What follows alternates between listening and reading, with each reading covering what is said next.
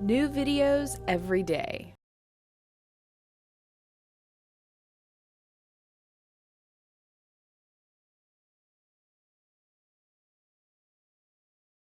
Okay, so I'm John Breeding. It's Monday, June 8th, 2009, another hot day in Austin, Texas. I'm fresh from the swimming pool and ready to talk about withdrawal from psychiatric drugs. I made the notes, but I forgot to write them down, so I'll just talk about this subject. There's a couple of great books available, and actually there's a lot of resources. There's internet sites and there's a few books. Peter Breggin and David Cohen have one called Your Drug May Be Your Problem. That's a real good resource. Peter Breggin has a new book called Medication Madness that's real good too. But this one specifically, Your Drug May Be Your Problem, says a lot about the various drugs and about withdrawal from the drugs. They say the biggest problem, most common mistake probably is to withdraw too rapidly. It is true a lot of people cold turkey, but it's also true that a lot of times that leads to disaster, and even if not disaster, a lot of pain and suffering that might be alleviated by doing it more gradually. It also seems to be true that on average, people who withdraw gradually are more likely to sustain that withdrawal and not so-called relapse. Bringing in relapse, of course, points out the point that virtually all the psychiatric drugs are addictive. And even those that aren't considered addictive still create dependency and drug withdrawal, which could be seen as addictive. For example, the antipsychotics, they're not addictive in the sense that people want to take them and they feel good or whatever, but people do go through severe withdrawals trying to come off them. So gradually is a real good idea. The 10% rule is kind of a rule of thumb. 10% at a time. David Cohen also talks about this idea that sometimes you can withdraw from them in the reverse order of how you went on to them if you're on several drugs at once. But the reality is there's not a great science to this, and so each situation is unique, and you sort of have to figure out how to do that. By the way, I should qualify that I'm not a medical doctor. I'm not telling anybody to withdraw, and I'm not telling you how to do it. I'm just giving you some resources. What we do know is that the drugs are toxic and addictive and generally create dependency and are often very, very difficult to withdraw. What we also know is that most people, and even doctors, amazingly enough, often don't think about or recognize withdrawal effects. People coming off the drugs and having withdrawal effects is misinterpreted as evidence of mental illness. You come off the drug, you start to have a hard time emotionally, mentally, and it says, oh, see, that's your mental illness, you need to stay on the drugs. Without a basic understanding that you have withdrawal effects, those are to be expected.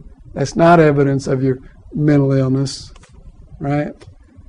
And you won't know what your real baseline state of being is until you're off the drugs, which can take several months if you're doing it gradually, and then probably 3 or 4 months beyond the 0 point to get most of that out of your system. Patience, gradualness, gentleness are really a key. Okay? We're talking about the uppers, the stimulant type of drugs. We're talking about the uppers, the amphetamine-like antidepressant type of drugs. We're talking about the downers, the tranquilizers, the benzodiazepines, the sleeping pills, and we're talking about the antipsychotics, which of course are major zombifiers. All of those can be very difficult to withdraw from and dangerous to do it suddenly and abruptly. You should always check out the full range of effects and withdrawal effects. Some drugs are dangerous to withdraw suddenly, such as the benzodiazepines causing seizures, that kind of thing. Apparently the SSRIs, the serotonergic antidepressants, so-called, are sometimes the very most difficult to withdraw from. It can be very, very difficult to withdraw from the antipsychotics sometimes as well. Sometimes it's easier to withdraw towards the beginning. When you get down to the lower doses, it becomes very difficult. My book, The Necessity of Madness and Unproductivity, has some advice on drug withdrawal. I have a chapter on it. A lot of it's just basic support kind of ideas. Some of it's from a guy named David Richmond who wrote a book called Dr. Caligari's Psychiatric Drugs and talked a lot about how to withdraw from drugs 20, 30 years ago. The idea is to create as much safety and support and gentleness as you can. Make a plan. Look at what you're eating. You know, if you're able to get a good, nutritious diet, wholesome, relaxing, smoothing kind of foods, that's going to make it a little easier on your system. Drinking a lot of water help flush that out of your system. Getting gentle exercise, but not overdoing it. Sleeping and relaxing as much as you're able to. It's a good idea. Getting support physically and emotionally and mentally. Gentleness, support, being able to talk to somebody, being able to cry, being able to talk about how hard it is. Okay? I talk about these kind of things. A lot of people end up having to do this by themselves. That's not the most desirable way, but if you just don't have any support, sometimes that's how it works out. I'm not advising that. I advise as much support as possible. And also advise a doctor who will support you in gradually doing this. Gentleness and gradualness. You can have a whole range. You can read all the drug effects, and all those are also possible as withdrawal effects. Right? Gentleness and gradualness. There's some great websites. There's stuff about physical supports for it, like the roadback.org. There's websites by survivors like Dwayne Sherry, discoveryandrecovery.wordpress.com. Gianna Colley at bipolar blogspot.wordpress.com or something like that. There's a lot of support available. Drugawareness.org, Ann Tracy's website. My website, wildestcults.com, has an article called Drug Withdrawal and Emotional Recovery. That's helped a lot of people. I talk about the fact that there's 3 main emotional difficulties in withdrawing from psychiatric drugs. Fear, shame, and hopelessness. Fear is the biggest. Fear that I'm going to go crazy. Fear that I'm going to get locked up again. Fear that I'm going to die. Fear that it's going to get worse. You know, going crazy and getting locked up again are the worst fears. And that's for me when I'm withdrawing, but it's also true for the people around, you know, the family or whoever that's afraid of what's going to happen to that person. They're going to get violent. They're going to get crazy. They're going to fall apart. It's the fear that's the biggest obstacle. So it's important to be able to talk about what's going to happen, what's the worst going to happen, what your fears are. Ideally to be listened to. Ideally to be supported to discharge fear, which is called shaking and trembling and sweating. Woo! Working and getting support with the fear. It is possible, gently and gradually with a lot of support. But fear is the biggest obstacle and deserves and needs a lot of support. Hopelessness. It's hopeless. I'll never get over it. Because that's a message you've been given over and over again. It's hopeless because you're mentally ill. It's chronic. It's a brain disease. The best you can do is keep it under control with psych drugs. It's hopeless. So the idea that it's possible to get better, it's possible to wean off these drugs, brings forward a little hope.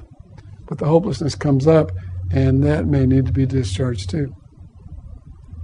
Sometimes a little anger comes up behind that. And then shame would be the feeling of being unworthy, inadequate, that kind of thing. And that goes with all the stigmatization and all the demeaningness and unworthiness that goes with being in that mentally ill position. So gradually reclaiming yourself and your pride and that kind of thing. So shame and hopelessness are important, but fear is the biggest one. And it's important to work directly on the fear in my experience. And anybody supporting people in these situations needs to face their own fear and free that up, and then so they can be in a position to listen to someone else talk about what's scary. Some people, it's kind of easy to come off the drugs, but most people, it's pretty difficult. And the idea is that the longer you're on the drug, the longer it probably takes to withdraw. Peter Breggin, in his latest book, says, the rule of thumb is like at least a month for each year you're on the drug. But that's kind of an arbitrary number, too. Sometimes it takes longer. Gentleness and gradualness.